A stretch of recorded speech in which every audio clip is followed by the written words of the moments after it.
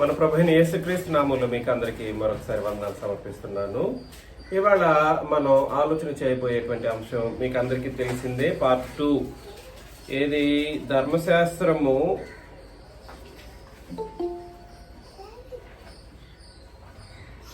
క్రొత్త నిబంధన వెలుగులో ధర్మశాస్త్రము పార్ట్ 2.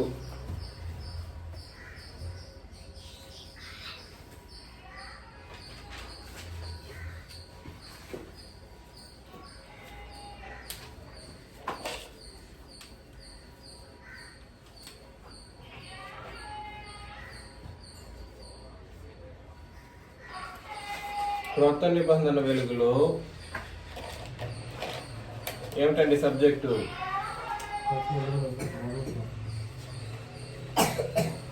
వెలుగులో ధర్మశాస్త్రం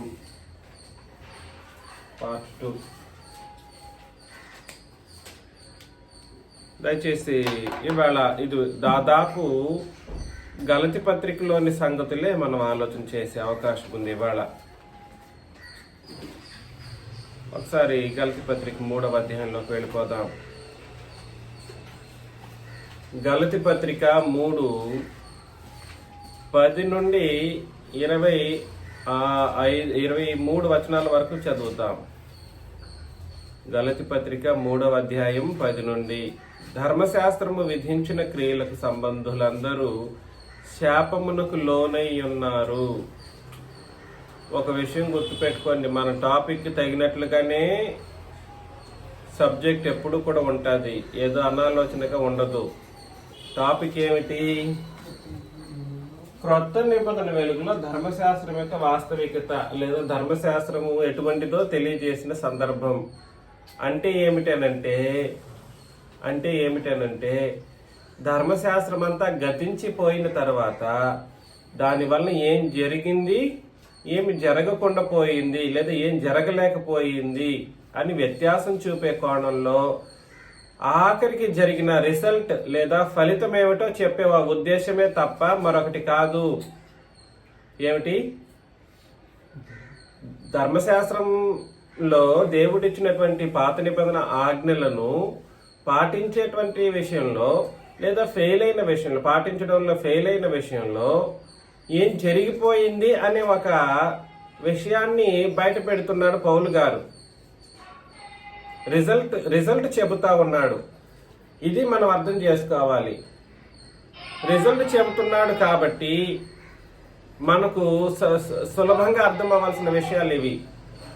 రిజల్ట్ ని చూసి ఆలోచన చేయాలి తప్ప మళ్ళా తిరిగి ధర్మశాస్త్రంలోకి వెళ్ళి వెదికే పని ఉండకూడదు. రిజల్ట్ లో తిరిగి ఏం చేయకూడదు,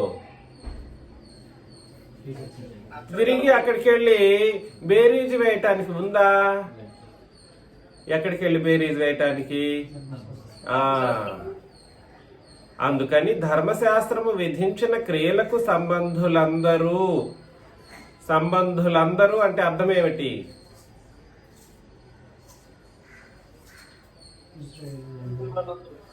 ఏంటండి?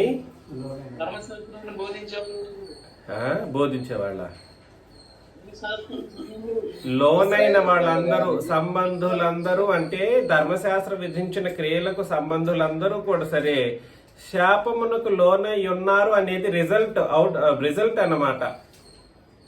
ఫలితం అంతా చూశాడు. ఎక్కడి నుండి? నిర్గమకాండం 19 నుండి సిలువ వరకు ఒక్కొక్కరిని చూసుకుంటూ వచ్చారు. ఎవరు? పౌలు గారు. చూసుకుంటూ వస్తూ అతనికి అర్థమైంది ఏమిటనంటే, ఒరే ఇది ధర్మశాస్త్రము పాటించితే క్రియారూపం దాలిస్తే దానివల్ల జరిగేదంటూ ఉంటే ఏమిటి? శాపం. ఇది తేలింది అన్నమాట పౌలు గారికి. ఏం తేలింది? శాపం అన్నది తేలింది. ఇదే విషయాన్ని ఒకవేళ ధర్మశాస్త్ర కాలంలో ఉన్న మనుషులు గుర్తించి ఉండుంటే ఏమై ఉంటది? వాళ్ళకి రక్షణ వచ్చేది. ఎలాగా? ధర్మశాస్త్ర కాలంలో ఉన్న వాళ్ళు, నేను చెబుతున్నది ప్రశ్న అర్థం చేసుకోండి. ధర్మశాస్త్ర కాలంలో ఉన్న వాళ్ళు ఈ ధర్మశాస్త్ర సంబంధమైనటువంటి క్రియలు జరిగించడం ద్వారా శాపము కలుగుతుంది అని అప్పుడే గుర్తించుంటే అందరూ కూడా ఎలాగ తయారయ్యేవాళ్ళు అని అంటే ఏ దావీదు లాగునో, ఏ మోషే లాగునో, ఏ చెప్పండి పాత నిబంధనలో ఆ దానియేలు లాగునో, పాత నిబంధనలో విశ్వాసులైనటువంటి వాళ్ళు ఎంతమంది అయితే ఉన్నారో, ఆ ధర్మశాస్త్ర కాలపు విశ్వాసం ఎంతమందిలోనైతే ఉండింది వాళ్ళు మాత్రమే కదా నీతిమంతులుగా తీర్చబడింది. వాళ్లే కదా నీతిమంతులుగా తీర్చబడింది. అలాగ తయారయ్యేవాళ్ళు. అర్థమవుతుందా? ఇక్కడ చెప్పబడుతున్న విషయం ఏమిటనంటే ధర్మశాస్త్రము క్రియా రూపంలో పాటించదగినది కాదు అనేది ఇక్కడ మనకు అర్థమవలసిన ముఖ్యమైనటువంటి రూలు. ధర్మశాస్త్రము పాటించడంలో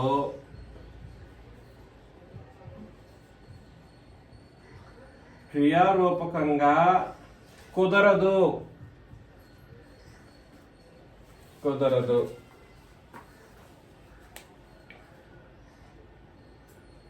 ధర్మశాస్త్రం క్రియలతో పాటించడం కుదరదు.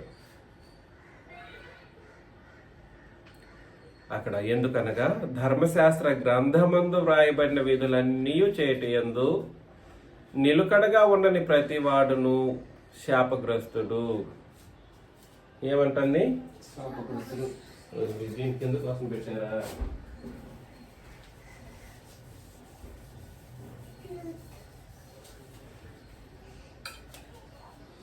ఫ్లో చార్ట్ గీస్తున్నాను చూడండి. ధర్మశాస్త్రం క్రియారూపం చేస్తే ఏం జరుగుతుంది?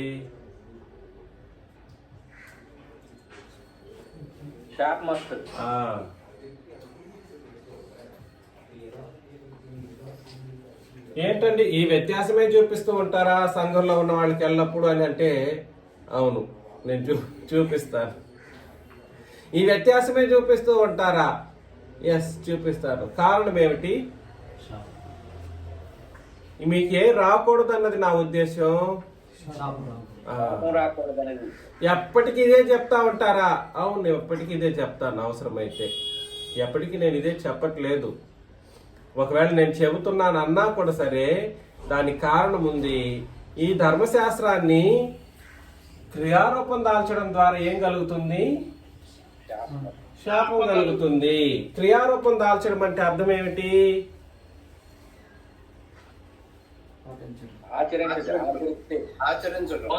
ఒక మాట ఏమిటనంటే మేము బలులు చెల్లించట్లేదు, బలులు అర్పించట్లేదు, మేము 10వ భాగం కూడా ఇవ్వట్లేదు, టైత్ కూడా ఇవ్వట్లేదు.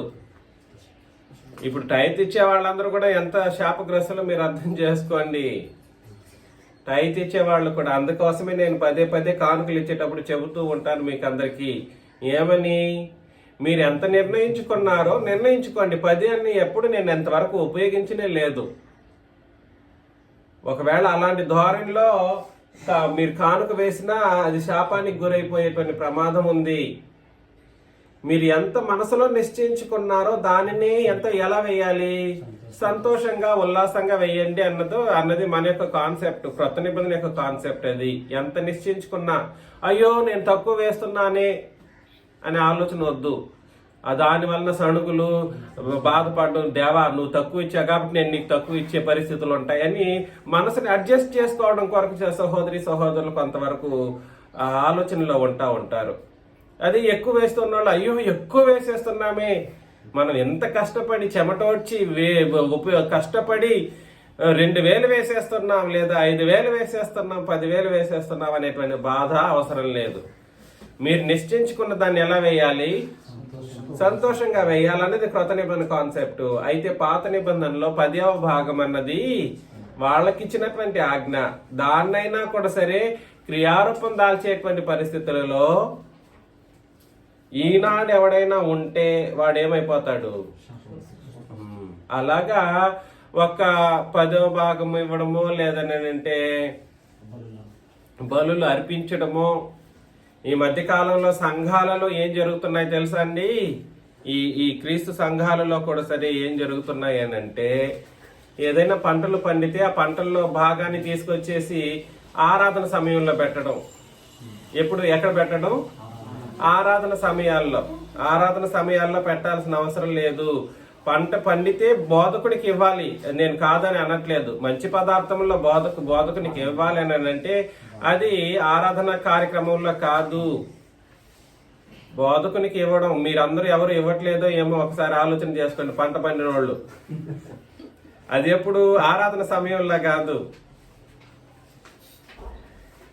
కొంతమంది ఏం చేస్తారంటే మా విలేజెస్ లో, ఆ ప్లేసెస్ లో మొదట పుట్టిన జంతువుని తీసుకెళ్లి ఇచ్చేసేవాళ్ళు. ఇప్పటికి టిల్ టుడే మొదట పుట్టిన జంతువుని తీసుకెళ్లేసి దేవునికి అనేటువంటి ఉద్దేశంతో, దేవునికి అనే ఉద్దేశంతో అక్కడ ఇవ్వకూడదు. దేవునికి అనే ఉద్దేశంతో ఇవ్వడము అవన్నీ కూడా సరే దేనికి సంబంధించిన ఆజ్ఞ?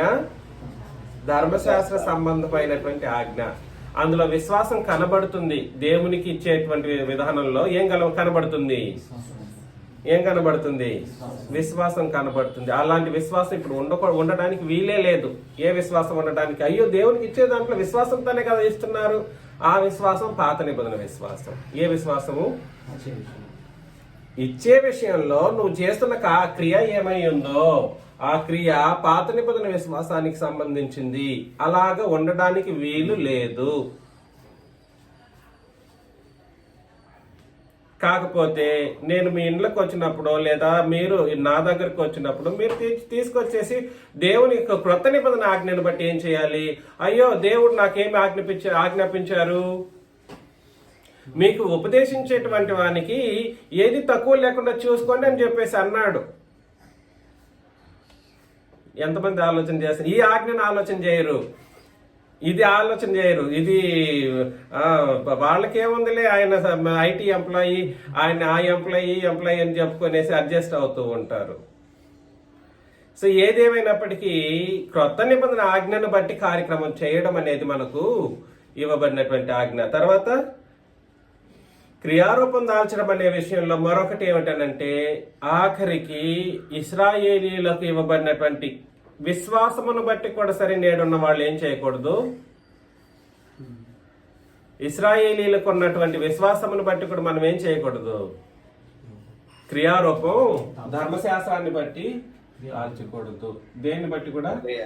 ధర్మశాస్త్రాన్ని బట్టి అలా చెప్పలేదు. ధర్మశాస్త్రం యొక్క విశ్వాసమును బట్టి కూడా సరే ఏం చేయకూడదు? క్రియారూపం దాల్చకూడదు. ధర్మశాస్త్ర క్రియలు చేయడం ద్వారా క్రియారూపం దాల్చడము, విశ్వాసమును బట్టి క్రియారూపం దాల్చడం. ఉదాహరణకు అది ఎలా ఆలోచన చేస్తామనంటే, వినుట వలన ఏం కలుగును? విశ్వాసం కలుగుతుంది. వినుట వలన ఏం కలుగుతుంది? విశ్వాసం కలుగుతుంది. కీర్తనల గ్రంథంలో కొన్ని వచనాలు మనం చదివేశామనుకోండి ఉదాహరణకు, దానివల్ల ఏం కలుగుతుంది? వినడం ద్వారా విశ్వాసం కలుగుతుంది. ఇప్పుడు అందులో ఉన్నటువంటి ఆజ్ఞలు ఏవైతే ఉన్నాయో వాటిని ఏం చేస్తారంటే పాటించడానికి ఆయన ప్రయత్నం చేస్తూ ఉంటారు. వినడం ద్వారా ఏం కలుగుతుంది? విశ్వాసం కలుగుతుంది. వింటున్న బోధ ఏ నిబంధనది? పాత నిబంధనది. తద్వారా కూడా ఏం చేయకూడదు? క్రియారూపం అన్నది దాల్చకూడదు. తద్వారా ఏం జరుగుతుంది? శాపం కలుగుతుంది. అందుకని మరొకసారి 10వ వచనంలో 3:10, ఎందుకనగా ధర్మశాస్త్ర గ్రంథమందు వ్రాయబడిన విధులన్నీ చేయుట యందు నిలకడగా ఉండని ప్రతి వాడును శాపగ్రస్తుడని వ్రాయబడి ఉన్నది. అన్నీ చేయాలి. చేస్తే ఎన్ని చేయాలి? అన్నీ చేయుట యందు నిలకడగా ఉండకపోతే ఏం కలుగుతుంది? ధర్మశాస్త్రము చేత ఎవడును దేవుని ఎదుట నీతిమంతుడని తీర్చబడడన్న సంగతి స్పష్టమే. నేను ఈ వచనాన్ని చాలా జాగ్రత్తగా ఆలోచన చేయడానికి ఆయన ప్రయత్నం చేస్తున్నాను మీ మధ్యలో. ధర్మశాస్త్రము చేత ఎవడును దేవుని ఎదుట నీతిమంతుడని తీర్చబడడన్న సంగతి అంటే ధర్మశాస్త్రం అని అన్నాడు. మనం 2 రూపాల్లో ఆలోచన చేశాం. ఏమిటి? విశ్వాస రూపము క్రియారూపము. ఇంకో రూపం ఏముంది? ప్రేమించడం. ధర్మశాస్త్రాన్ని ప్రేమించడం ద్వారా కూడా సరే ఏం చేయొచ్చు? నెరవేర్చవచ్చు. అందుకని నెరవేర్చేటప్పుడు ఈ రూపం కూడా రావడానికి వీలు లేదు. అందుకని మొత్తాన్ని ఏమన్నాడంటే ధర్మశాస్త్రము అని అన్నాడు. మొత్తాన్ని కలిపి ఏమన్నాడు? ధర్మశాస్త్రము అని అన్నాడు. ముందేమో ధర్మశాస్త్రం విధించిన క్రియలు అని అన్నాడు. తర్వాత ధర్మశాస్త్ర గ్రంథమందు రాయబడిన విధులన్నీ చేయటి యందు అని అన్నాడు. విధులన్నీ అన్నప్పుడు విధులను ఏం చేస్తారు మనుషులు? వినే అవకాశాలు కూడా ఉన్నాయి. విధులను ఏం చేస్తారు? వింటారు. అదే విధంగా ధర్మశాస్త్రం అని ఓవరాల్ గా చెప్పేశాడు. 3 మాటలు అక్కడ ఉపయోగించడం జరిగింది. నేను చెప్పింది ఎంతమందికి అర్థమైందో? కష్టంగా ఉందా? అక్కడ 3 విషయాలు మాట్లాడుతున్నాడు. ఒకటేమో ధర్మశాస్త్రం విధించిన క్రియలు అని అన్నాడు. రెండవది ధర్మశాస్త్ర గ్రంథమందు రాయబడి ఉన్న విధులన్నీ అని అన్నాడు. విధులన్నీ అనేటువంటి ఒక ఉద్దేశం దేనికి సంబంధించింది అని అంటే విశ్వాసానికి సంబంధించిన మాట. మూడవది ధర్మశాస్త్రము అని అన్నాడు. హోల్గా ధర్మశాస్త్రము చేత 11లో ధర్మశాస్త్రము చేత ఎవడును అనే మాట అంటే అర్థం ఏమిటి? ఇక్కడ క్రియ మాత్రం కాదు, విశ్వాసం కూడా కాదు, యాజ్ ఎ హోల్ నిబంధనగా అని అంటే యాజ్ ఎ హోల్ నిబంధన అన్నప్పుడు ఏ ఆలోచన రావాలి మనకు? యాజ్ ఎ హోల్ నిబంధన ఆలోచన చేసినప్పుడు ఏ ఆలోచన రావాలి? మొత్తం అంటున్నారు మరలా ధర్మశాస్త్రం అని ఆలోచన రావాలి. అదే ధర్మశాస్త్రం అనే రోమపత్రిక ఎందుకు మర్చిపోతున్నారు? 13వ అధ్యాయం 9లో ఏమన్నాడు?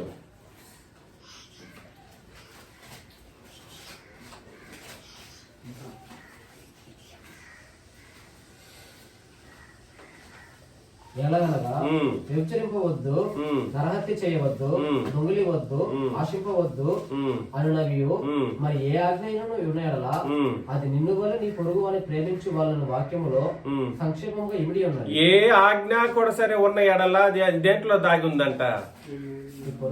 నిన్ను వల్ల నీ పొరుగు వాడిని అనే అన్ని ఆజ్ఞలు కలిపి దేంట్లో ఉంది? దాగి ఉంది. ప్రేమించడంలో దాగి ఉంది.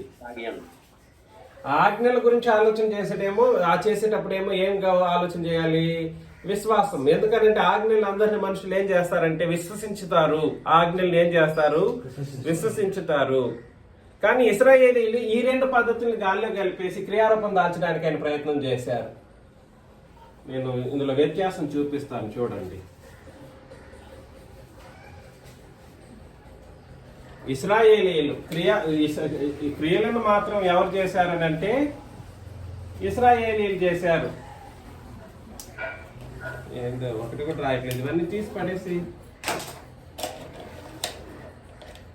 బ్లాక్ ఎక్కడ లేదా?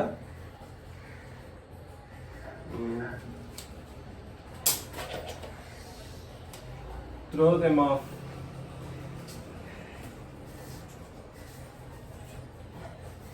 ఇశ్రాయేలీలు అందరూ అని అన్నాడండి. ఆ మాట గుర్తు పెట్టుకోండి.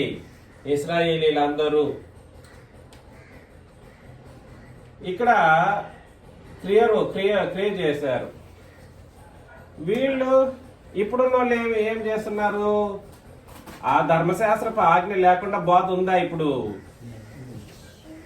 ఏంటండి? ధర్మశాస్త్రపు ఆజ్ఞ లేకుండా బోధ ఉందా ఈ రోజుల్లో? లేదు.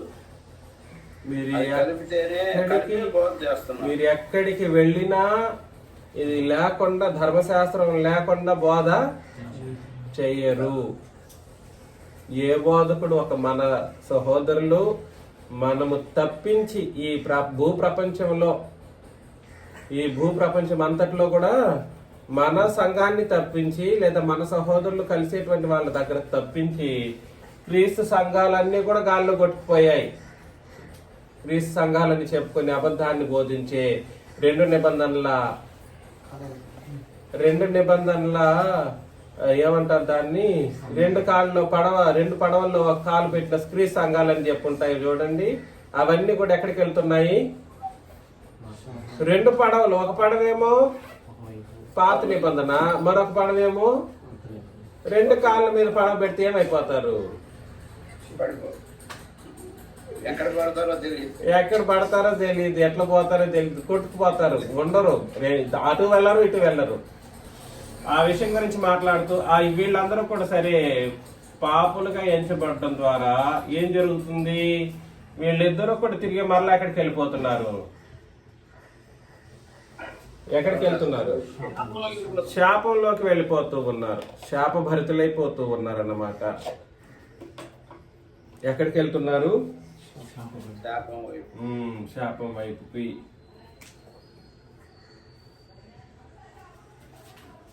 అందుకని ఈ విషయాలు మనకు అర్థం కావాలి. 12 ఇక్కడ చూడండి, అదేంటి ఇప్పుడే కదా మీరు చెప్పారు ధర్మశాస్త్రాన్ని విశ్వాసం ద్వారా కూడా పాటించవచ్చని అన్నారు అని అంటారు కొంతమంది.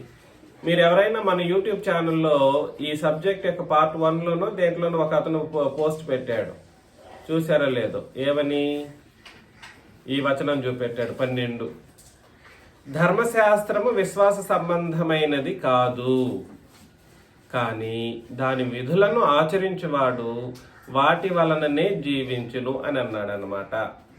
అదేంటిది? ధర్మశాస్త్రాన్ని నేనేమంటున్నాను? ధర్మశాస్త్రాన్ని విశ్వాసం ద్వారా కూడా పాటించవచ్చు అని అన్నాను. ధర్మశాస్త్రాన్ని ప్రేమించడం ద్వారా కూడా పాటించవచ్చు, క్రియారూపం ద్వారా పాటించవచ్చు అనేది మన యొక్క ఉద్దేశం. ఇక్కడేమో డైరెక్ట్ గా వ్యతిరేకంగా చెప్తున్నాడు 12వ వచనంలో. ధర్మశాస్త్రము విశ్వాస సంబంధమైనది కాదు గాని దాని విధులను ఆచరించేవాడు వాటి వలననే జీవించును అని అన్నాడు. అంటే అర్థం ఏమిటి? ధర్మశాస్త్రం మూలంగానే జీవిస్తాడు. విశ్వాస సంబంధమైనది కాదు అంటే ధర్మశాస్త్రాన్ని కూడా విశ్వాస సంబంధంగా జీవించడం కుదరదనే దాని అర్థం. మరి అలాగే హెబ్రీ పత్రిక 11లో విశ్వాసమును బట్టి దావీదు, విశ్వాసమును బట్టి మోషే, విశ్వాసమును బట్టి వీళ్ళందరూ పేర్లు చెప్పుకుంటూ వచ్చాడు కదా. వీళ్ళందరూ ఎలా విశ్వాసమును బట్టి అని అంటే ఇక్కడ మనకు అర్థం అవ్వాల్సిన విషయం ఏమిటనంటే, ఏదో చెప్పబోయారు ప్రసాద్ గారు. కాదు, నేను చెప్పాను మీకు, మనం డిస్కషన్ చేసుకొని కూడా చెప్పలేకపోతున్నాను.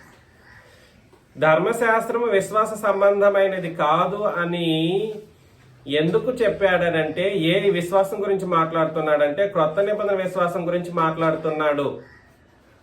ఏ విశ్వాసం గురించి మాట్లాడుతున్నాడు? క్రొత్త నిబంధన విశ్వాసం గురించి మాట్లాడుతున్నాడు. విశ్వాస సంబంధమైనది కాదు అని అంటే విశ్వాసం అనే పదాన్ని బట్టి కాదు అక్కడ చెబుతున్నది. విశ్వాసము అనేది దేనికి సంబంధించింది కాదని చెప్తున్నాడు. ధర్మశాస్త్రం అనేది దేనికి సంబంధించింది కాదు అంటున్నాడంటే క్రొత్త నిబంధనకు ధర్మశాస్త్రానికి సంబంధం లేదు అని అంటున్నాడు. దేనికి సంబంధం లేదు? ఈరోజు బోధించే ప్రతి ఒక్కడు ఉపదేశించుకొని వాడికి ఒక మొక్క కూడా రాదు బైబిల్లో.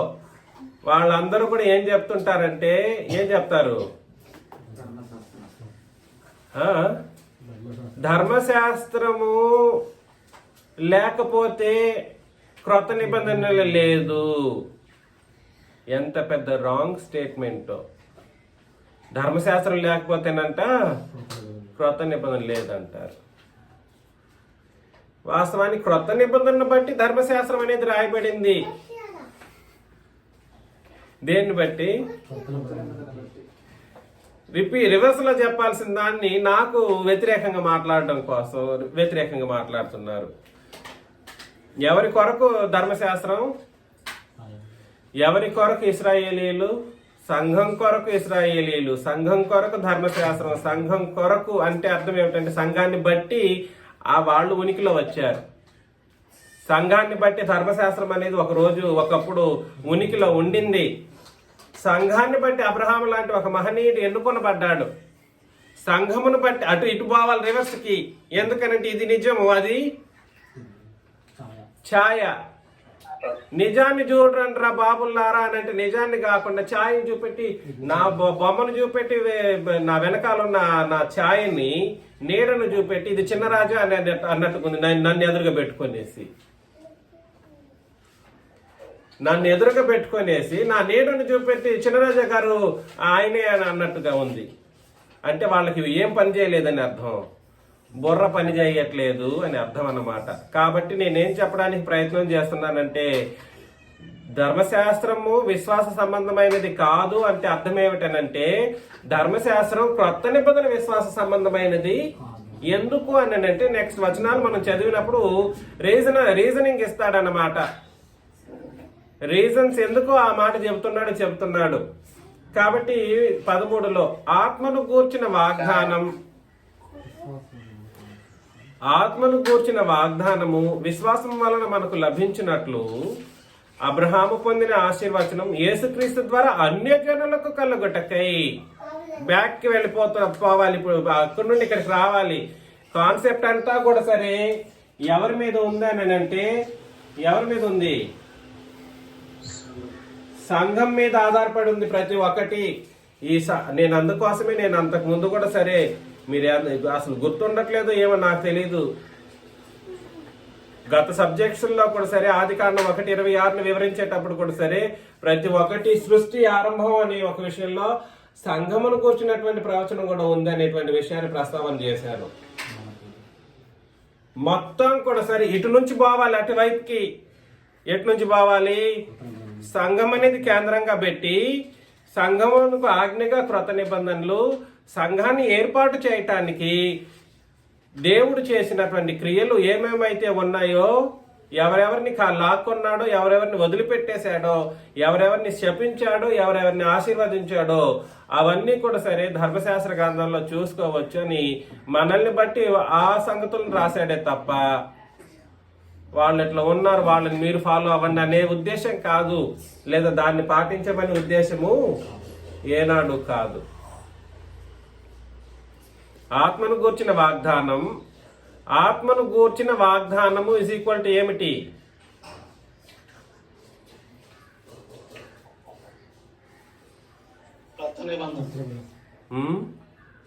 పరిశుద్ధాత్మ అను వరము మీకు అనుగ్రహించబడును, లేదా వాగ్దానము మీకు అనుగ్రహించబడును. అంటే అది ఎప్పుడు జరిగే ఒక కార్యక్రమం? ఏ బాప్తిస్మం? మరలా నా దగ్గర ఉన్నప్పుడు జనరిక్ గా మాట్లాడకండి. బాప్తిస్మము అని అంటే క్రొత్త నిబంధన బాప్తిస్మం గురించి మాట్లాడడం జరుగుతుంది. పాత నిబంధనలో బాప్తిస్మాలు లేవా? ఉన్నాయి. బాప్తిస్మం అంటే ఆత్మను గూర్చిన వాగ్దానము విశ్వాసము వలన మనకు లభించినట్లు అబ్రహాము పొందిన ఆశీర్వచనం యేసుక్రీస్తు ద్వారా అన్ని జనులకు కలుగుటకై. క్రీస్తు మన కోసం శాపమై మనలను ధర్మశాస్త్రం యొక్క శాపము నుండి విమోచించెను అని అన్నాడు అన్నమాట. ఇక్కడ మనలను అని చెప్పబడిన మాట ఇశ్రాయేలీలను. అక్కడ విశ్వాసం వలన మనకు లభించినట్లు అంటే సంఘము. అక్కడ ప్రతి ఒక్కటి రాయాల్సిన అవసరం లేదు. ఆత్మను గూర్చిన వాగ్దానం విశ్వాసం వలన మనకు లభించినట్లు అన్నప్పుడు అక్కడ మనము ఇస్ ఈక్వల్ టు సంఘం. అబ్రహాము పొందిన ఆశీర్వచనము క్రీస్తు యేసు ద్వారా అన్ని జనులు. అక్కడ అన్ని జనులు వేరు, పాపులు వాళ్ళు. క్రీస్తు మన కోసం శాపమై మనలను అని అన్నప్పుడు అక్కడ ఇశ్రాయేలీలు. మనలను ధర్మశాస్త్రం యొక్క శాపం నుండి విమోచించెను. వాళ్ళెవరు? ఇశ్రాయేలీలు. కాబట్టి జాగ్రత్తగా చదవాలి. ఇష్టారాజ్య బోధ చేయడం కొరకు ఇష్టారాజ్యంగా చదివేసేయడం కాదు. నేను అడుగుతా ఈ ప్రశ్న, తిరిగి తప్పులో కాలేసి చెప్పారంటే మాత్రం పనిష్మెంట్ ఉంటుంది. ఇక మీద నేను ఇవన్నీ ప్రతి తప్పుకి ఇంత అమౌంట్ అని డబ్బుల మీద వేస్తే అప్పుడైనా మీరు చదువుతారో ఏమో చూడాలి, నాకు ఇవ్వకుండా ఉండడం కొరకు. ఈ తప్పుకి ఇంత రూపాయలని పెడితే అప్పుడు తెలుస్తుంది మీ కథలో. కాబట్టి ఇది ఎవరి గురించి మాట్లాడుతున్నాడు అని అంటే సంఘం గురించి మాట్లాడుతున్నాడు. అబ్రహాము పొందిన ఆశీర్వచనం యేసుక్రీస్తు ద్వారా లేదా క్రీస్తు యేసు ద్వారా అన్ని జనులకు కలుగుటకై. ఇందును గూర్చి మ్రాను మీద వ్రేలాడిన ప్రతి వాడును శాపగ్రస్తుడు అని వ్రాయబడి ఉన్నది. యేసుక్రీస్తు ఇశ్రాయేలీలను ధర్మశాస్త్రం యొక్క శాపము నుండి విమోచించి అన్ని జనులను బడిన వాళ్ళకి అబ్రహాం పొందిన ఆశీర్వచనం ఇవ్వడానికి ఏమయ్యారు? మ్రాను మీద వేలాడెను. మ్రాను సిలువ మీద వేలాడిన ప్రతివాడు శాపగ్రస్తుడు. మన ప్రభువైన క్రీస్తు యేసు అటు ఇశ్రాయేలీలను ధర్మశాస్త్రం యొక్క శాపం నుండి విమోచించి ఇటు అన్ని జనులను పాపము నుండి విమోచించి మన కొరకు వాళ్ళ కొరకు శాపలై మన కొరకు ఆశీర్వాదమై, ఏంటి వాళ్ళ కొరకు శాపం మనకు ఆశీర్వాదం అన్ని జనులకు. ఏమైనా అర్థమవుతుందా ఈ మాటలు? అక్కడ అదే కదా చెప్పింది. అబ్రహాము పొందిన ఆశీర్వచనం యేసుక్రీస్తు ద్వారా అన్ని జనులకు కలగాలి.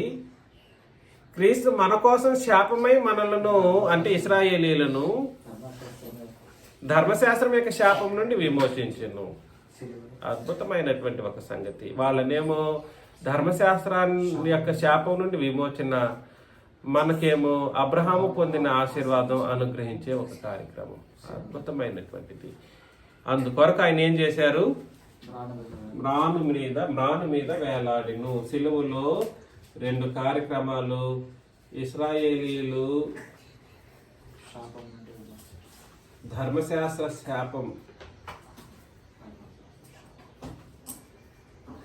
శాపం నుండి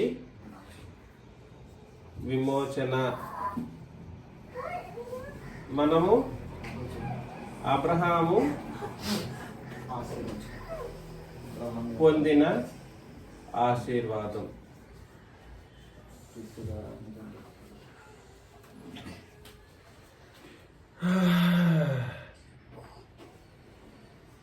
ఎంతమంది సిలువలు పెట్టుకుని భూమి మీద బ్రతుకుతున్నారో మనం చూస్తాం. సిలువ దేనికి గుర్తు అని చెప్తున్నాడు ఇక్కడ? ఏనన్నా సిలువ దేనికి గుర్తు అని చెప్తున్నాడు? ఇందును గూర్చి మ్రాను మీద వేలాడిన ప్రతివాడును శాపగ్రస్తుడు. కాబట్టి ఆయన శాపగ్రస్తుడు అయ్యింది ఇశ్రాయేలీల కొరకు, ఆశీర్వాదంగా మారింది అన్ని జనులకు. ఈ వాస్తవం అక్కడ ఉందా ధర్మశాస్త్రంలో?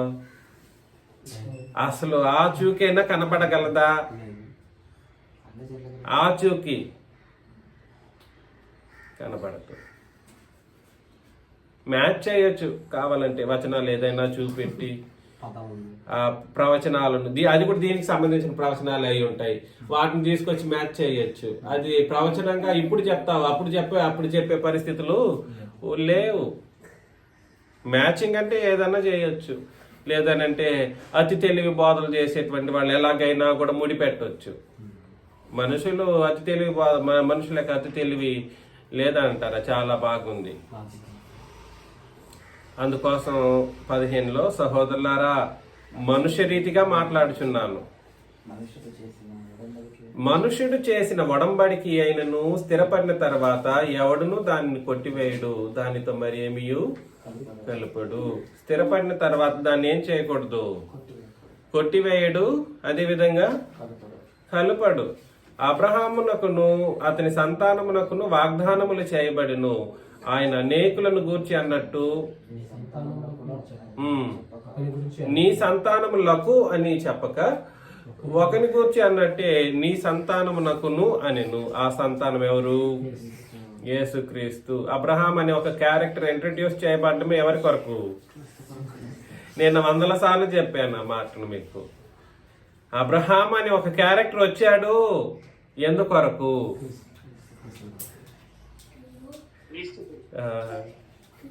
కాబట్టి అబ్రహాము అని పెద్ద ఇదిగా చెప్పాల్సిన అవసరం లేదు,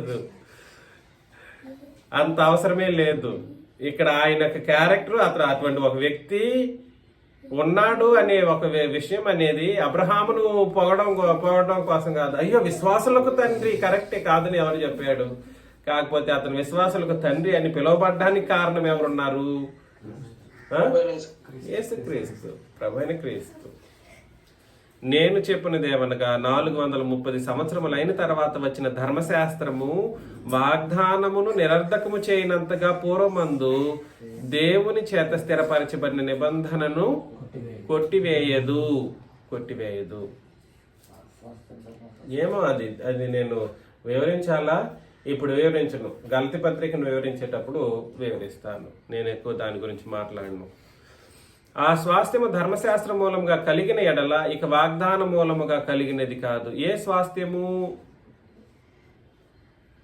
స్వాస్థ్యం ఏమిటి?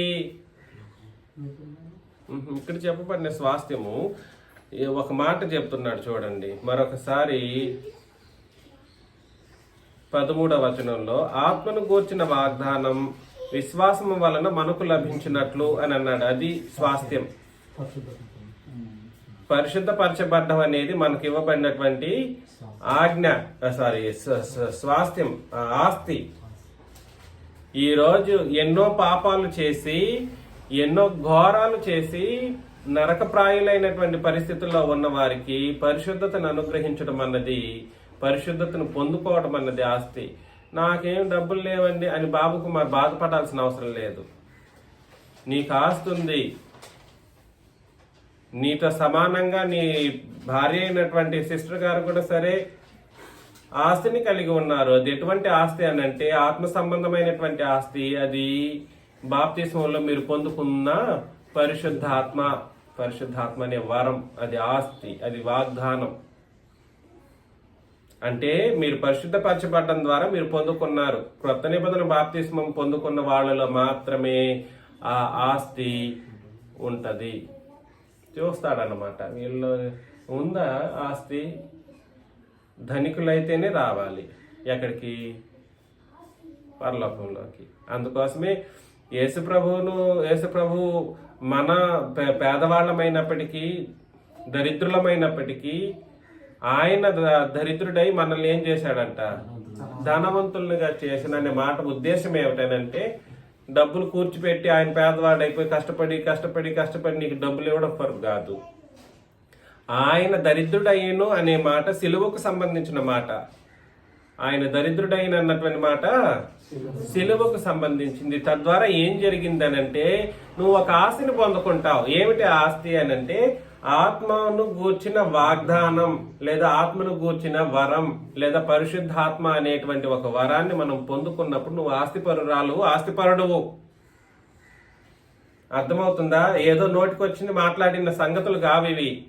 అందుకని మనుష్య రీతిగా మాట్లాడినను మనుషుడు చేసిన ఒడంబడికి అయినను స్థిరపడిన తర్వాత ఎవడను దాన్ని కొట్టివేయడు. అంటే అన్యజనులు లేదా సర్వలోకంలోని మానవ జాతి క్రొత్త నిబంధన బాప్తిసం పొందుకొని ఆత్మను గూర్చిన వాగ్దానాన్ని విశ్వాసం వలన పొందుకోవాలన్నటువంటి ఒక కాన్సెప్ట్ ను గురించి మాట్లాడడం జరుగుతూ ఉంది. దేని వలన పొందుకోవాలి? విశ్వాసం వలన. అంటే ఏ విశ్వాసం అది? క్రొత్త నిబంధన విశ్వాసము. ఏ విశ్వాసం అది? క్రొత్త నిబంధన విశ్వాసం. ఆ వాగ్దానమును ధర్మశాస్త్రం ఏం చేయలేదంట? నిరర్ధకం చేయడానికి దానికి అవకాశమే లేదు. 18లో ఆ స్వాస్థ్యము ధర్మశాస్త్రం మూలముగా కలిగిన ఎడల ఇక వాగ్దానం మూలముగా కలిగినది కాదు. అయితే దేవుడు అబ్రహామునకు వాగ్దానం వల్లనే దాన్ని అనుగ్రహించును. అప్పుడేమో వాగ్దానం వల్ల చెప్పాడు, నాయన నీ యందు క్రీస్తు పుట్టబోతారు. ఎవరు పుట్టబోతారు? క్రీస్తు పుట్టబోతారు. ఆయన పుట్టి ఏం చేస్తారనంటే తర్వాత రాబోయే జనరేషన్స్ ఉన్నాయి. నీ నుండే రాబోతారు. నీ మనవడైనటువంటి యాకోబు నుండి 12 గోత్రికులు వస్తారు. వాళ్ళు లక్షల మందిగా తయారవుతారు. ఎన్నో వేల మంది, కోట్ల మందిగా కూడా తయారవుతారు. వాళ్ళ నుండి నేనేం చేస్తానంటే వాళ్ళకి నేను ధర్మశాస్త్రాన్ని ఇవ్వబోతాను. ఆ ధర్మశాస్త్రం నుండి నేను ఏం చేస్తాను? వాళ్ళు దాన్ని జరిగించలేరు. నాకు తెలుసు బాగానే. వాళ్ళు ఏం చేయలేరు? జరిగించలేరు. దానికోసం ఎక్కడికి వెళ్ళిపోతారు? వాళ్ళు శాపంలోకి వెళ్ళిపోతారు. దానికోసం నేనేం చేస్తానంటే నా కుమారుడిని పంపిస్తా. నీకు ఇంకో కుమారుడు ఉన్నాడు కదా, అతను ఎవరు? ఇంకా వేరేవాడు, వాగ్దాన పుత్రుడు కానివాడు. వాళ్ళు అన్ని జనులుగా తయారైపోతారు. వాళ్ళకి పుట్టిన వాళ్ళు అట్లా పెరిగిపోతా ఉంటారు. సర్వప్రపంచం ఇలా పెరిగిపోతారు. వాళ్ళేమో అన్ని జనులు, వీళ్ళేమో ఇశ్రాయేలీలు. వీళ్ళు ధర్మశాస్త్రం వల్ల శాపగ్రస్తులు అయిపోయారు. వాళ్ళు పాపం వలన శాపాన్ని పొందుకున్నారు. వారు ఇరువురిని కూడా సరే నేనేం చేస్తానంటే నా కుమారుడిని పంపి ధర్మశాస్త్రం యొక్క శాపం నుండి విమోచించి వీళ్లను పాపం నుండి విమోచించి వీళ్ళు ఇరువురికి కూడా సరే వాళ్ళ ధర్మశాస్త్ర శాపం నుండి విమోచన అంటే కూడా ఆశీర్వాదమే. అది కూడా వేరేదేమో కాదు, అది కూడా ఏమిటి? ఆశీర్వాదమే. ఇలాంటి ఒక సంగతిని నేను నీకు ముందుగానే చెబుతున్నాను. అబ్రహాము అనేటువంటి ఒక వాగ్దానాన్ని అప్పుడు చెప్పినప్పుడు ధర్మశాస్త్రం ఏం చేసిందని అంటే దాన్ని ఏం చేయలేకపోయింది, ఆ వాగ్దానాన్ని నిరర్ధకం చేయలేకపోయింది. ఎందుకనంటే అది జరగాల్సిన కార్యక్రమం ఎప్పుడు జరుగుతుంది? క్రొత్త నిబంధనలో జరుగుతుంది. ఎప్పుడు జరుగుతుంది? క్రొత్త నిబంధనలో జరుగుతుంది. డీప్గా ఉందా సబ్జెక్టు? ఆ స్వాస్థ్యము ధర్మశాస్త్ర మూలముగా కలిగిన ఎడల ఇక వాగ్దాన మూలముగా కలిగినది కాదు అని అంటే అర్థం ఏమిటనంటే పరిశుద్ధాత్మను పొందుకోవడం అనే స్వాస్థ్యం ధర్మశాస్త్రం వలన కలగదు. కాబట్టి ధర్మశాస్త్రంలో నేను అందుకే చెబుతున్నాను, క్రొత్త నిబంధనల ధర్మశాస్త్రము యొక్క సంగతి ఏమిటనంటే క్రొత్త నిబంధన బాప్తిస్మములో మాత్రమే పరిశుద్ధాత్ముడు అనుగ్రహించబడతాడు.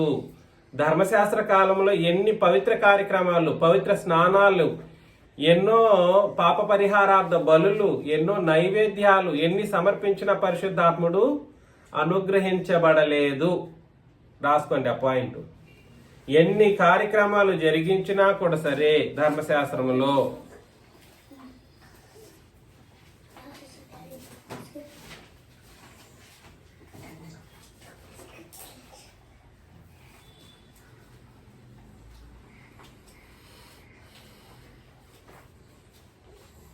పవిత్ర స్నానాలు,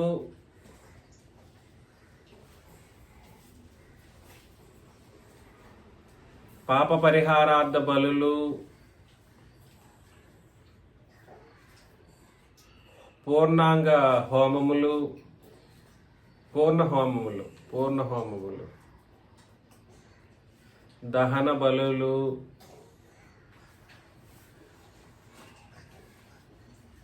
మరిట్టి పరిశుద్ధ సంబంధమైన ఎట్టి కార్యములను జరిగించిన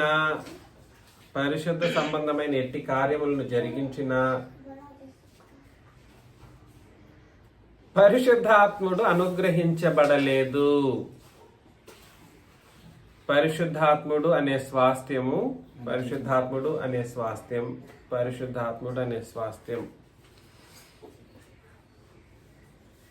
పితరుల యుగములో కానీ ధర్మశాస్త్ర యుగములో కానీ అనుగ్రహించబడలేదు. ఏంటండి ఈ మాట ఎంత గొప్ప ఆధిక్యతను మనకు గుర్తు చేస్తుందో అర్థం చేసుకోవాలి. ఎంత ఆధిక్యతను, ఎంతకాలం ఈ ధర్మశాస్త్రాన్ని బోధిస్తుంటారండి, నాకు అర్థం కావట్లేదు. మరలా ఎక్కడికి వెళ్ళిపోతున్నారంటేనండి ఆ పాపం ద్వారా శాపము, ఈ రెండింటి మధ్య దీనికే మేము లోబడి ఉన్నాం అన్నట్లుగా వెళ్ళిపోతున్నారు జనాలు. ఎట్లా వెళ్తున్నారు? దాని లోపలికి కావాలి, అదే కావాలని వెళ్తా ఉన్నారండి. నెక్స్ట్ వచనంలో అలాగైతే అక్కడ నెక్స్ట్ ఆన్సర్ చెప్పేస్తున్నాడు చూడండి. అలాగైతే ధర్మశాస్త్రం ఎందుకు? చూసారా, ఇంకెందుకు అది చించేసి అని అంటాడు ఒక్కొక్కడు. ఏమంటాడు? ఇంకెందుకు అవసరం లేదు, చించేయడం అది నీ ఆజ్ఞ, నాకు అవసరం లేదు, నువ్వెవడు నాకు చెప్పడానికి. అలాగైతే ధర్మశాస్త్రం ఎందుకు? ఎవనికి ఆ వాగ్దానం చేయబడినో ఆ సంతానం వచ్చే వరకు అది అతిక్రమములను బట్టి, రాసుకోండి, అది అతిక్రమములను బట్టి దాని తర్వాత ఇవ్వబడిను. ఎవనికి ఆ వాగ్దానం చేయబడిన? ఎవడు ఆయన? అబ్రహాముకి వాగ్దానం చేయబడింది. ఆ సంతానం ఎవరు? యేసుక్రీస్తు. ఏంది ఇట్లా చెప్తున్నారు? ఎవనికి ఆ వాగ్దానం చేయబడినో ఆ సంతానము వచ్చు వరకు అది అతిక్రమములను బట్టి దానికి తర్వాత ఇవ్వబడిను. దేనికి తర్వాత? వాగ్దానం తర్వాత ఇవ్వబడిను. అది మధ్యవర్తి చేత దేవదూతల ద్వారా నియమింపబడిను. అది మధ్యవర్తి చేత దేవదూతల ద్వారా నియమింపబడిను. మధ్యవర్తి ఒకనికి మధ్యవర్తి కాడు, కానీ దేవుడు ఒక్కడే. ధర్మశాస్త్రము దేవుని వాగ్దానములకు విరోధమైనదా? అట్లనరాదు. జీవింపచే శక్తి గల ధర్మశాస్త్రము ఇయ్యబడి ఉన్న ఎడల వాస్తవముగా నీతి ధర్మశాస్త్ర మూలముగానే కలుగును. 2 మాటలు చెప్పేశాడు. నీతి ఎలా కలుగును? జీవింపజేసిన వాళ్ళలోనే నీతి కలుగును. అనగా ఎవరిలోనైతే జీవం ఉంటుందో వాళ్ళు మాత్రమే నీతిమంతులు. ధర్మశాస్త్రం ఏమి చేయలేకపోయిందంట? జీవింప చేయలేకపోయింది. ధర్మశాస్త్రం దేవుని వాగ్దానములకు విరోధమైనదా? అట్లా అనరాదు. దానికి శక్తి లేదు. ఏం శక్తి లేదు ధర్మశాస్త్రానికి? అంత పవర్ లేదు దానికి. ఒక మనిషి పాపం చేశాడు, పాపం ద్వారా దేన్ని కోల్పోతాడు? జీవాన్ని కోల్పోతాడు. పాపం ద్వారా దేన్ని కోల్పోతాడు? జీవాన్ని కోల్పోతాడు. జీవాన్ని కోల్పోతే దాన్ని మరలా ఏం చేయాలి? జీవాన్ని మరలా పొందుకోవాలి. జీవాన్ని పొందుకోవడానికి ధర్మశాస్త్రం జీవం ఇచ్చి అంత శక్తి ఉందా దానికి? కానీ అది కూడా జీవం కలిగినదే. ధర్మశాస్త్రం జీవం కలిగినదే అయినప్పటికీ జీవాన్ని ఇచ్చి అంత శక్తి అయితే దానికి లేదు. ఈ మాట రాసుకోండి. ధర్మశాస్త్రం జీవము కలిగినదైనప్పటికీ ధర్మశాస్త్రము జీవము కలిగినదైనప్పటికీ పాపులను జీవింపచేయ శక్తి కలిగినది కాదు. పాపులను జీవింపచేయ శక్తి కలిగినది కాదు.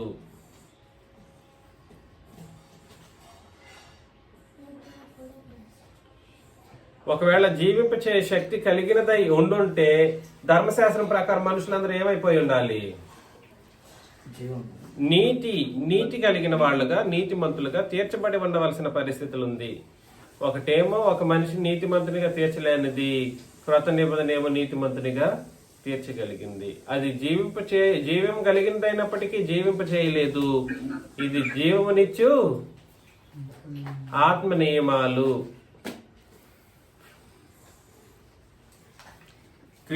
యేసుక్రీస్తు నందలి విశ్వాస మూలముగా కలిగిన వాగ్దానము విశ్వసించి వారికి అనుగ్రహింపబడినట్లు లేఖనము అందరినీ పాపములో బంధించెను. ఎలాగంట? మా మాట అండర్లైన్ చేసుకోండి. యేసుక్రీస్తు నందలి విశ్వాస మూలముగా కలిగిన వాగ్దానము విశ్వసించు వారికి అనుగ్రహింపబడినట్లు లేఖనం అందరినీ పాపములో. ఈ మాటను ధర్మశాస్త్రంలో చదవగలమా? మరి నాయనలారా, మిమ్మల్ని నేను ధర్మశాస్త్రం మిమ్మల్ని పాపంలోనే బంధించి పెట్టింది అనే మాట ఉంటుందా? ఉండదు. మరి ఉండదు కాబట్టి మనుషులకి అది ఏం కాలేదు, అర్థం కాలేదు. దానికి చదవాల్సిన నిబంధన ఏ నిబంధన? అర్థం కావాలంటే చదవాల్సిన నిబంధన ఏ నిబంధన? క్రొత్త నిబంధన. ఇంతకీ నిబంధనే తెలియకపోతే, అది తెలియదు ఇది తెలియదు అన్నప్పుడు, అసలు నిబంధనే అర్థం కాకపోతే, ఏ నిబంధన ఏమిటో తెలియలేని పరిస్థితుల్లో ఉంటే ఇంకేం చెప్తాం? అయోమయం, మాయ, అంతా మాయ అంటాడు. ఇంకంతే పోయింది మొత్తానికి. అంతా మాయ అన్నాడు అనుకోండి, నరకం అనే మాయలో కలిసిపోతాడనమాట. అలాంటి లేనిపోని ఒక మాయారూపకమైనటువంటి పరిస్థితులను బోధించారనుకోండి, అంతా మాయా, వ్యర్థం, ఇవి చెప్పుకుంటూ తిరిగారనుకోండి, ఇంకెందుకు? నీకు మాత్రం బట్టలు, నీకు మాత్రం ఇల్లు, నీకు మాత్రం పిల్లలు, నీకు మాత్రం అన్ని చేసుకోవాలి, ఇతరులకు చెప్పేటప్పుడు మాత్రం అంతా మాయ. అంత అంత వ్యర్థం. ఇట్లా ఉంటది పరిస్థితి. నేనేం చెప్పడానికి ప్రయత్నం చేస్తున్నానంటే ధర్మశాస్త్రము మాయారూపకమైనది. ధర్మశాస్త్రం ఎటువంటిది? అది మాయలో పెట్టింది. దేన్ని ఎలా మాయలో పెట్టింది? మనుషులని పాపం అనే మాయలో బందీలై చేసింది ఇశ్రాయేలు జనాంగాన్ని. పాపం అనే మాయలో ఇశ్రాయేలు జనాంగాన్ని, అనగా అక్కడ లేఖనమని చెప్పబడిన ఆ మాట ఏంటి? ధర్మశాస్త్రం. అందరినీ, ఒక మనిషిని నీతిమంతునిగా తీర్చవలసిన దేవుని ఆజ్ఞలు దేనికి గురైంది? దేనికి ప్రాముఖ్యతను కలిగించింది? పాపములో బంధించడానికి కారణమైంది. విశ్వాసము వెల్లడి కాక మునుపు ఇక ముందుకు బయలుపరచబడబో విశ్వాసం. ఇక్కడ విశ్వాసం అని అన్నాడు, క్రొత్త నిబంధన చెప్పాల్సిన అవసరం లేదు. వెల్లడి కాక మునుపు అంటేనే ఏ విశ్వాసం అని అర్థం. అందుకనే ఒకసారి 12 మరొకసారి చదివినప్పుడు ధర్మశాస్త్రం విశ్వాస సంబంధమైనది కాదు అని అంటే అది విశ్వాసం అనే మాటను ఉద్దేశించింది కాదు. ధర్మశాస్త్రాన్ని విశ్వాసంతో పాటించడం అనే ఉద్దేశంతో కాదు, అక్కడ పాటించడానికి కుదరదు అనే దాన్ని కాదు అక్కడ చెప్పింది. ఇక్కడ చెబుతున్న దేని గురించి? క్రొత్త నిబంధన విశ్వాసం గురించి మాట్లాడుతున్నాడు. కాబట్టి ధర్మశాస్త్రానికి క్రొత్త నిబంధన విశ్వాసానికి సంబంధము లేదు అంటున్నాడు. భయపడకండి. ఎవరు భయపడాల్సిన అవసరం లేదు. ఏ దేంట్లో భయపడాలని దాంట్లో భయపడండి. అర్థమవుతుంది? భయపడిపోతుంటారు మనోళ్ళు. కాబట్టి విశ్వాసము వెల్లడి కాక మునుపు ఇక ముందుకు బయలుపరచబడబో విశ్వాసమును అవలంబింపవలసిన వారముగా చెరలో ఉంచబడినట్టు మనం ధర్మశాస్త్రమునకు లోనైన వారమైతిమి. కాబట్టి మనము అని అన్నప్పుడు ఎవరు వాళ్ళు?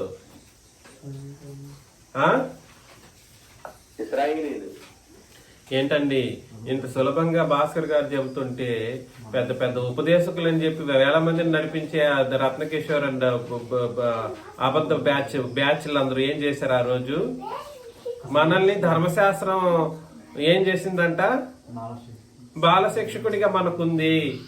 నెక్స్ట్ వచనంలో, కాబట్టి మనం విశ్వాసం మూలమైన నీతిమంతులమని తీర్చబడినట్లు క్రీస్తు నొద్దకు మనల్ని నడిపించుటకు ధర్మశాస్త్రం మనకు బాలశిక్షకుడాయను. అంటే అర్థం ఏమిటి? 23 ఒకసారి చదివేసి అక్కడికి వద్దాం. విశ్వాసము వెల్లడి కాక మునుపు ఇక ముందుకు బయలుపరచబడిపో విశ్వాసమును అవలంబింపవలసిన వారముగా చెరలో ఉంచబడినట్టు మనము ధర్మశాస్త్రమునకు లోనైన వారమైతిమి. చెర ఏమిటి? ధర్మశాస్త్రం అనే చెర. ధర్మశాస్త్రం అనేది చెర కాదు. చెర ఏమిటి? పాపం అనే చెర. అందరినీ పాపములో బంధించను. దేంట్లో బంధిస్తారు? చెరలో బంధిస్తారు. చెర ఏమిటి? పాపం. చెర ఏమిటి? పాపము. ఆ పాపానికి కారణం ఏమైందనంటే ధర్మశాస్త్రం అయ్యింది. అదే కదా మనం చదువుతున్నది కాన్సెప్ట్. కొంచెం డిఫరెన్స్లు అర్థం చేసుకోవాలి. చెర ఏమిటంటే పాపం. ధర్మశాస్త్రం కాదు చెర, పాపము చెర. కాకపోతే దాన్ని ప్రోత్సహించింది, అతిక్రమంలో నిలబెట్టింది, మొత్తానికి కారణం ఏమిటి? ధర్మశాస్త్రం. అర్థమవుతుంది కదా?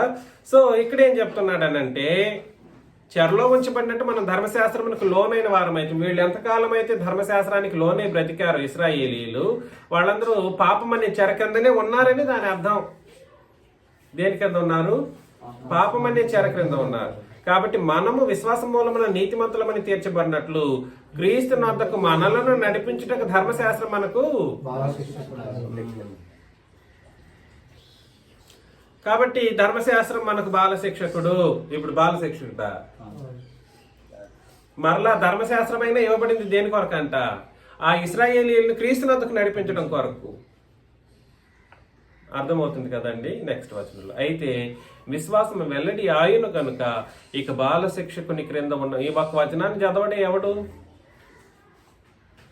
మనకు ధర్మశాస్త్రం కావాలి, మనకు బాలశిక్షకుడు అని క్రీస్తు సంఘంలో ఉన్న వాళ్ళు కూడా చెప్పుకుంటూ 25వ వచనం కింద ఉన్న ఒక వచనం చదవకపోతే ఎట్లండి? ఇంత మోసమా? అంత అజ్ఞానమా?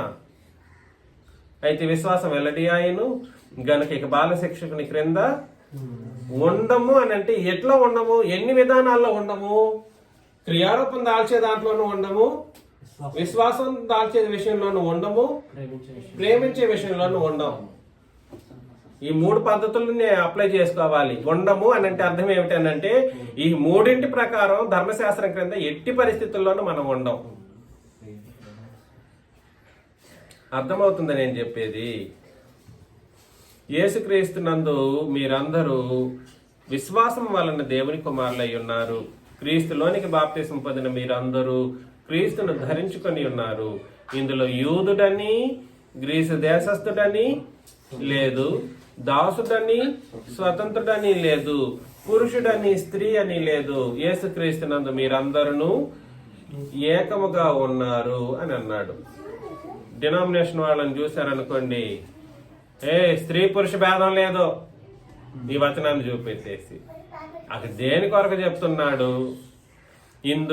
ఎందులో బాప్తీసం తీసుకునే ఎందులో క్రీస్తులోనికి బాప్తీసం పొందిన మీరందరూ క్రీస్తుని ధరించుకొని ఉన్నారని అన్నాడు. అర్థమవుతుంది కదా? యేసుక్రీస్తుని అందరూ మీరందరూ విశ్వాసం వల్ల దేవుని కుమారులై ఉన్నారని అన్నాడు. దేవుని కుమారత్వం పొందే విషయంలోనైతేనేమి, బాప్తీసం పొందుకునేటువంటి విషయంలోనైతేనేమి, క్రీస్తును ధరించుకునే విషయంలోనైతేనేమి తారతమ్యాలు లేవు ఎవరికి. అర్థమవుతుందా? స్త్రీ పురుష భేదం గాని, దేశ విదేశాల భేదం గాని, అదే విధంగా దాసుడు స్వతంత్రుడు అనే భేదాలు లేవు. ఆ విషయాన్ని చెప్తున్నాడు. స్త్రీ పురుష భేదం లేదని దానికి ఇరువురి లింగ భేదం గురించి కాదు అక్కడ మాట్లాడుతున్నది. లింగ భేదాన్ని తీసుకొచ్చేసి మాట్లాడుతూ ఉంటారు. ఒరే నాయనలారా, మీకు వీళ్ళకి ఎప్పుడు బుద్ధి రాబోతుందో నాకు తెలియట్లేదు. వీళ్ళందరినీ అసలు మనల్ని చుట్టూ అండి ఒక సముద్రంలో చిన్న బెండు లాగా ఉంటుంది చూడండి. ఆ బెండు మనమైతే ఈ అబద్ధికులందరూ అట్లా ఉన్నారు సముద్రం మొత్తం నీళ్ళలో లాగా. మనం తేలి ఆడుతా ఉన్నాం బెండు లాగా. మిగిలిన సముద్రం మొత్తంలో అలాగుంది. ఎంత ఎవరికి ఎట్లా ఏదాలనో తెలియట్లేదు పరిస్థితి. అట్లా అబద్ధ బోధలు ఉన్నాయి. 29 మీ క్రీస్తునందు మీరందరూ ఏకంగా ఉన్నారు. మీరు క్రీస్తు సంబంధులైతే ఆ పక్షమందు అబ్రహాము యొక్క సంతానమై ఉండి వాగ్దాన ప్రకారం వారసులై ఉన్నారు. ఎవరికి వారసులు? తండ్రికి వారసులు. దేనికి వారసులు? పరలోకానికి వారసులు. తండ్రికి వారసులు అయితే పరలోకానికి వారసులు. కాబట్టి నేనేం చెప్పడానికి ప్రయత్నం చేస్తున్నానంటే అటు అబ్రహాము కూడా వారసుడు ఇంకా కాలేదు. అబ్రహాము యొక్క సంతానము దేన్ని బట్టి అబ్రహాము ఉపయోగించబడ్డాడు? క్రీస్తును బట్టి అబ్రహాము సంతానం అనే పదజాలం ఉపయోగించబడింది. క్రీస్తును బట్టి అబ్రహాముకు సంతానం అనే మాట. అదేవిధంగా అబ్రహాముకి ఇచ్చిన వాగ్దానం ఏమిటంటే నీ ద్వారా క్రీస్తు రాబోతారు, ఆయన ద్వారా నా సంతానం అనే వాళ్ళను నేను కలిగిస్తాను అని అన్నాడు. అంటే అర్థం ఏమిటి? ఇది మొత్తం కూడా దేనికి ఆధారమై ఉంది? సంఘమును ఉద్దేశించి రాయబడింది. అందుకని వాళ్ళు నేనేం చెప్పడానికి ప్రయత్నం చేస్తున్నానంటే ఈ విషయాలన్నీ ఎక్కడ చదవలేరు, కుదరదు. ధర్మశాస్త్రం ఇశ్రాయేలీలను పాపం చేయించడం ద్వారా, చేయటం ద్వారా శాపానికి లోనయ్యేటట్లు కదా అది చేస్తే క్రొత్త నిబంధన విడిపించింది మనల్ని అందరినీ క్రీస్తు ద్వారా. అర్థమవుతుందా? ఎవరెవరైతే ఇక మీదట ఈ విషయాలను గుర్తు పెట్టుకొని క్రొత్త నిబంధన ప్రకారం బ్రతుకుతారో వాళ్ళు మాత్రమే అబ్రహాము సంతానం. కనీసం ధర్మశాస్త్ర కాలంలో బ్రతికిన వాళ్ళు కూడా అబ్రహాము సంతానం కాదు. ఎవరు కూడా కాదు. దావీదు కూడా అబ్రహాం సంతానం కాదు. చెబుతాం దాన్ని ఒకప్పుడు ఫ్యూచర్ లో ఖచ్చితంగా దాన్ని మాట్లాడతాం, సంతానం అనే సబ్జెక్ట్ గురించి మాట్లాడినప్పుడు.